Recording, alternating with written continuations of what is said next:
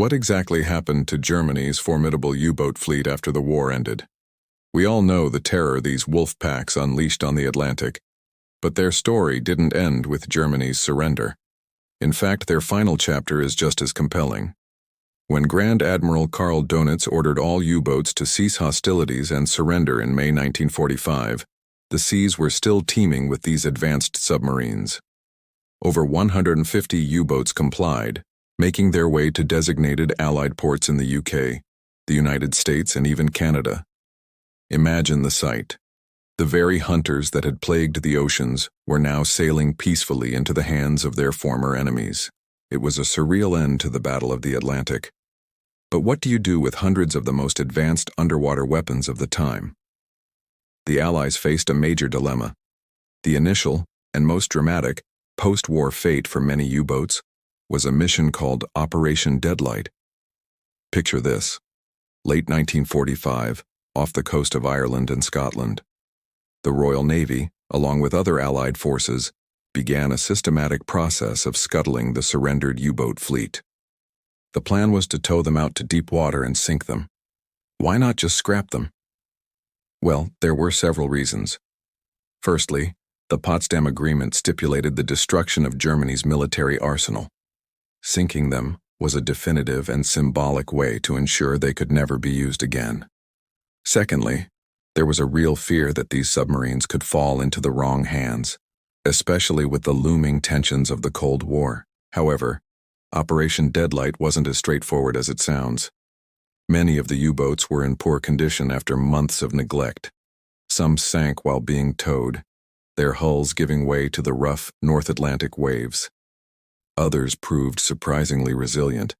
The Allies used everything from naval gunfire and aerial bombing to planted explosive charges to send them to their watery graves. In the end, over 100 U-boats were scuttled in this massive operation. Today they lie as a ghostly fleet on the seabed, a silent memorial to the war, and a popular, if challenging, destination for technical divers. But not every U-boat ended up at the bottom of the ocean. A select few were spared this fate. The victors, the US, Britain, the Soviet Union, and France, were hungry for German technology. The Type 21 and Type 40 Marine U-boats in particular were revolutionary. They were the world's first true submarines, capable of operating submerged for extended periods thanks to their streamlined design and massive battery capacity. Their influence on post-war submarine design cannot be overstated. The Allies each claimed a number of these wonder weapons as war prizes. They were taken back to naval shipyards, where they were painstakingly studied, reverse-engineered, and put through rigorous sea trials.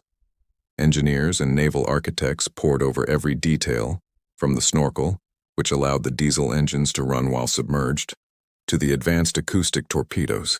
The United States, for example, incorporated features from the Type 21 into its Greater Underwater Propulsion Power Program, or GUPPY, which dramatically improved the performance of their own fleet. The Soviet Union was also a major beneficiary. The designs of their Whiskey and Zulu-class submarines, which formed the backbone of their Cold War fleet, show a clear and direct lineage from the German Type 91. In a very real sense, the vanquished enemy provided the blueprint for the next generation of underwater warfare for both sides of the Iron Curtain. Think about the irony. The very technology designed to win the war for Germany ended up fueling the arms race between the new global superpowers. Several of these prize U-boats served in Allied navies for years, used as training vessels and test platforms. One of the most famous examples is U-505, which was actually captured in battle before the war ended. Today, it stands as a magnificent exhibit at the Museum of Science and Industry in Chicago, the only Type 9C boat on display in the world, allowing millions to see this piece of history up close. Another, the Type 21 U-2540, was scuttled by its own crew in 1945, but was raised from the depths a decade later. It was refitted and served in the West German Navy as the Wilhelm Bauer. Today, it's a museum ship in Bremerhaven, Germany, a symbol of post-war reconciliation and a testament to the durability of its own design. It is one of the very few places you can actually walk through a genuine Type 21 U-boat. But there are also stories shrouded in mystery. Tales persist of rogue U-boats that refuse the surrender order. The most famous of these are the stories of submarines escaping to South America, particularly Argentina. And these aren't just rumors. Two U-boats, U-530 and U-977, did in fact make incredible voyages across the Atlantic and surrendered to the Argentinian authorities months after the war in Europe was over. Their late arrival fueled wild speculation. Were they carrying high-ranking Nazi officials to safety? Were they transporting looted gold or secret technology? The crews were interrogated, but they stuck to their stories. They simply didn't want to surrender to the British or the Soviets. While extensive investigations found no credible evidence of secret passengers or treasure, the legends persist to this day. These incredible journeys, covering thousands of miles, stand as a final defiant chapter in the U-boat story, blurring the lines between historical fact and popular myth. The fate of a few other U-boats is even more mysterious, listed as whereabouts unknown, lost to the sea in the final chaotic days of the war, leaving their final stories untold.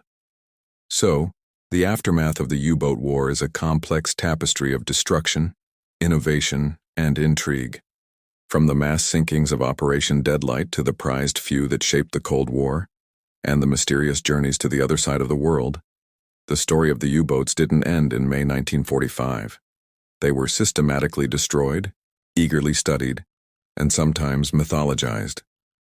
Their legacy is a powerful reminder of how technology, even in defeat, can shape the future, and how the echoes of conflict can resonate for decades. They were a weapon that nearly brought the Allies to their knees, and in their demise, they handed the victors the keys to the future of undersea warfare. What a story. Thank you so much for joining me on this deep dive into history. If you found this fascinating, please hit that like button, subscribe to the channel, and ring the bell so you don't miss our next historical adventure. Let me know in the comments which piece of this history surprised you the most. Until next time, stay curious.